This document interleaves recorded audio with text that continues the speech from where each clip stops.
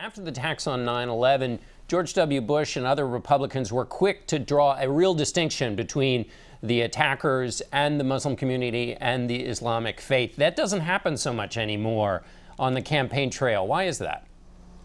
Well, I don't know, but I certainly have said it, John, over and over again. I said, you know, this is the problem with the president and with Secretary Clinton, who provide leadership by euphemism. They won't say radical Islamic jihadists. Now, when you say radical Islamic jihadists, they understand, the rest of the Muslim community understands, the folks who are peaceful and who attend mosques in a peaceful way, work in our country, raise their families, pay their taxes.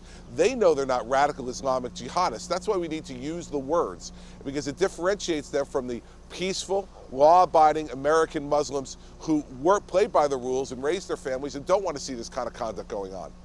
In Saturday's New York Times, on the front page, they have an editorial in which the editorial writers say it is a moral outrage that people can legally purchase weapons, quote, that kill with brutal speed and efficiency.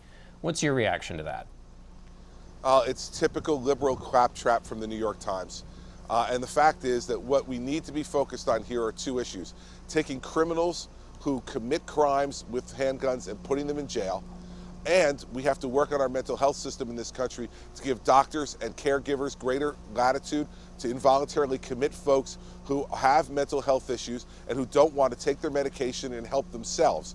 And, you know, this kind of sensationalism. Remember, the president and the secretary, before they even knew what was going on here, ran out on the first moments after this attack and said this was a gun control issue. I don't know what gun control laws, John, are going to stop terrorists from attacking us. But this is the typical liberal approach to things.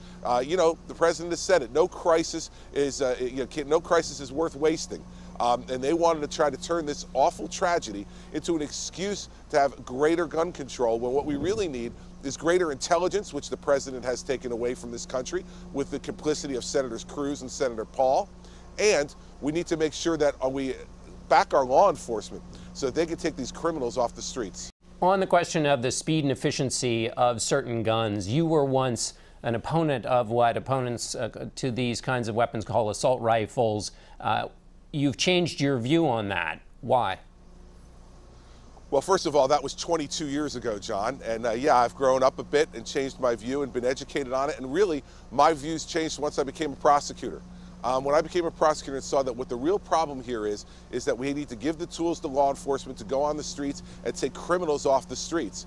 That's the real important thing that we need to do. We need to empower our law enforcement to do that. This administration hasn't done it. In fact, the FBI director has said that there's a chill wind blowing through law enforcement, and a great deal of that is because they don't have the political support of this administration.